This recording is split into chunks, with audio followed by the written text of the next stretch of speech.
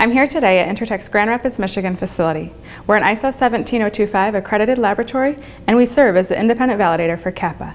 Today, we're going to discuss the CAPA certification process for lighting parts, which includes compliance to the Federal Motor Vehicle Safety Standard 108, or FMVSS 108. Different than other CAPA standards, FMVSS 108 is an independent standard that needs to be met for the part to be compliant with federal regulations, not a comparison to the car company brand part. Each aftermarket part goes through an extensive scope of testing before it achieves CAPA certification. The CAPA standard includes additional requirements above and beyond FMVSS 108 in order to show it is comparable to the car company brand service part. Almost every vehicle has some type of electronic system.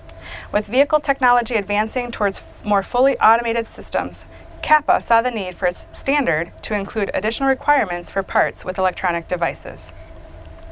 Currently, there are no federal government regulations for automotive electromagnetic compatibility, or EMC.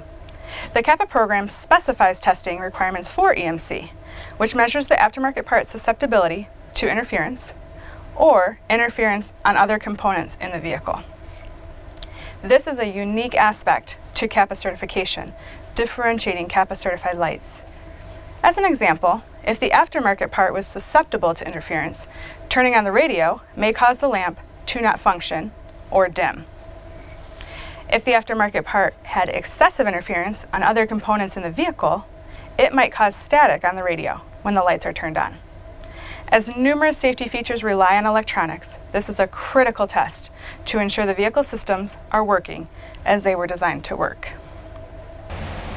In order to complete the testing for compliance to FMVSS 108, the lamp must be held in vehicle position. CAPA provides the manufacturer with a fixture that is designed based on vehicle data to ensure the lamp is being tested in the correct position. The way to determine the in-vehicle position for the aftermarket part is to take measurements from the vehicle itself. Without this data, the manufacturer of the AM lamp does not know the proper in-vehicle position for photometric testing. Intertech performs a vehicle dimensional inspection, or VDI, on multiple vehicles to find a set of data to design the fixture to. Intertech also provides the manufacturer critical information from the vehicle that is needed to perform the FMVSS 108 testing. This includes bulb information, feature height, and input voltages. Our experienced CAD designers use the data collected from the vehicle to design a fixture. The manufacturer receives the report and has a fixture built to the specifications provided. They are also required to have it measured for dimensional accuracy according to the metrology report provided. The fixture is required to be maintained and be kept dimensionally consistent. Compliance to FMVSS 108 also includes photometric testing. This testing is either completed in a CAPA-approved laboratory or in the manufacturer's facilities with a validator witness present. CAPA also requires this testing to be completed on every CAPA-certified lot the manufacturer produces after achieving certification. The photometric requirements must be met when the lamp is in vehicle position and aimed in accordance with the aiming device or aiming features of the lamp. The sample is mounted on the photometric fixture and then attached to the goniometer.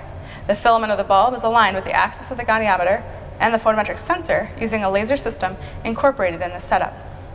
The photometric sensor is located 100 feet from the center of the headlamp's bulb filament at the opposite end of the tunnel to meet the requirements.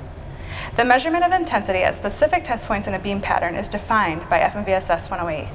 The test equipment then takes the lamp through these various test points. Compliance to FMVSS 108 also includes environmental testing. Depending on the requirements and the functions of the lamp, this can include dust, vibration, humidity, moisture, abrasion, chemical resistance, corrosion, warpage, and internal heat. Many of these tests include photometric testing afterwards to ensure the intensity of the beam is still compliant.